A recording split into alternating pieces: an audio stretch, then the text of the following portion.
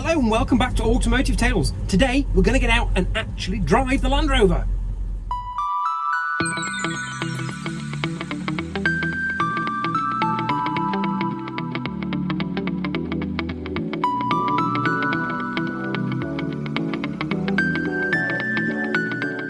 So I haven't yet found some green laning, but before we go and do some off-roading, the first thing we need to do is actually put a few miles on this car, just on the roads, just normal driving, to see how everything is running. So I am about to set off to Derby. Wish me luck. But first things first, time to get fuel again.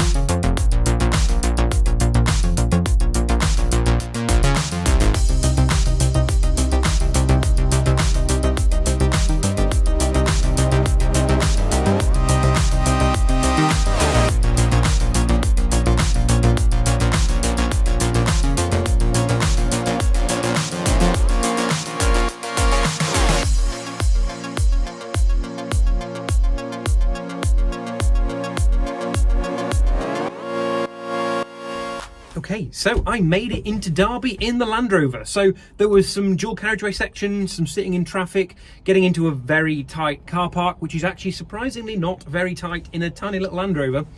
And yeah, all seems okay. I had a bit of a scare on my first section of dual carriageway.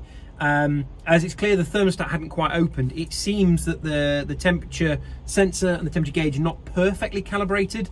So it seems to sit just before the red, I'm going to call it, at about 100 degrees on the dial, and that seems to be where the thermostat opens. And the first time I really opened the throttles, it went past that before it sort of clicked the thermostat open, so it got up to basically the edge of the red on the dial before I'd actually noticed it. But as soon as I slowed down a little bit, it seemed the thermostat popped open and the temperature's been stable the whole rest of the way, but it sits just before the red now on the dial. So I might have to look into whether, because I'm using standard Smith's gauge, whether instead of having the Land Rover sensor in there, I actually go for some sort of standard off-the-shelf sensor that works with the Smith, because there might be a slight miscalibration. But other than that, seems to have gone well. So, first test of the Land Rover done and dusted. Next, I need to go and find it some off-road, some mud, some green laning to go and play with. So, well, first I'm going out in Derby, and then I've got to drive this home and hope the headlights work, and then next time you see me, hopefully, we'll be on some green lanes. One more thing I didn't tell you. As we've sold the mighty Mazda, I now have a spare AirTag. So I've actually put this AirTag on my keys. So I have an AirTag on the car and on the keys, because at the moment, I only have one set of keys for this car, because nobody stocks British Leyland standard key blanks anymore. So I'm waiting for a few to arrive in the post, and then a specialist key cutter is going to cut me some spares. So until then, I know where the keys are at all times. Right, you joined me on my way home, and we've got an empty bit of dual carriageway, as you can see. So let's see what VMAX actually is. 46, 50, 51, 54, 55.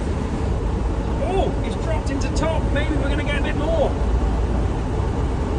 Oh, we've hit 60. Oh, that's definitely a lockout on the torque converter. 61. We're not going to be troubling any speed limits anytime soon. 63. 63. Yep, that's VMAX. That is VMAX. 63 miles an hour. That's a little bit faster than I thought, but... Oh, 64! Yes! Right, I'm going to slow down now, because that's terrifying. Using a Land Rover properly. Whoosh.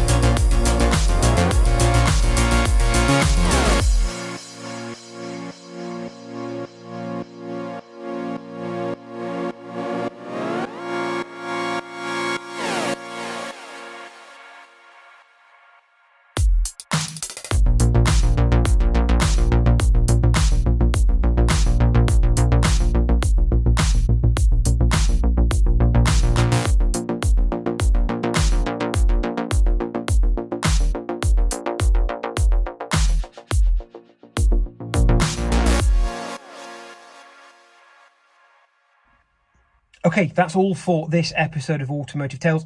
Quick update from me. So we will be doing some more work on the Land Rover. In amongst all that driving, I have noticed that there's a bit of a leak coming from the front left axle or front left wheel. At the edge of the axle, there's a bit that holds some grease for the swivel bearing. I don't know what the names of all the parts are. I'm sure I will learn very soon.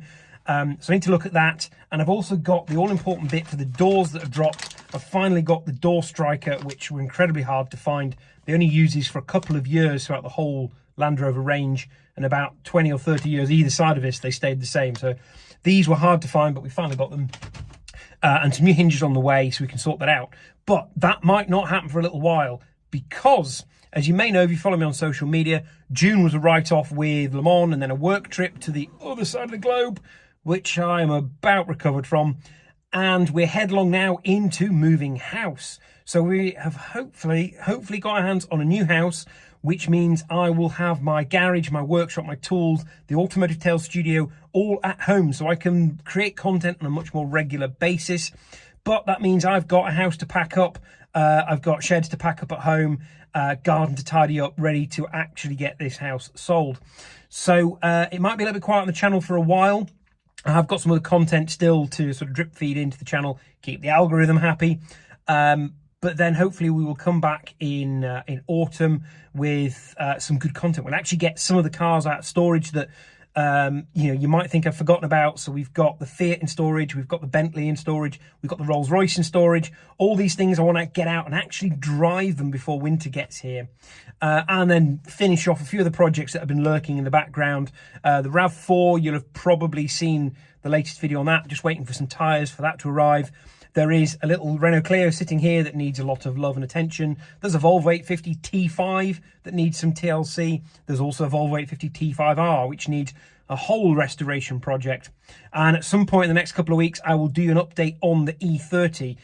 It's been slow going. There's been a lot of problems, but we are making progress. Hopefully that will be back, not in time for summer. So it'll probably get laid up over winter, and then it'll be out in time for spring.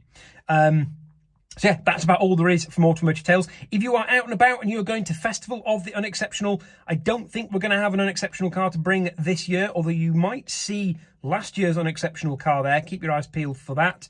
Yeah, but come say hello and hopefully see you at Festival of the Unexceptional. Right, that's all for now. Take care. Bye.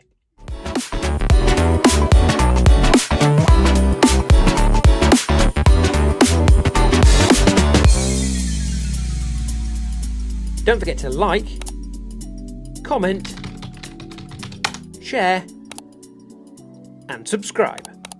Thank you for watching.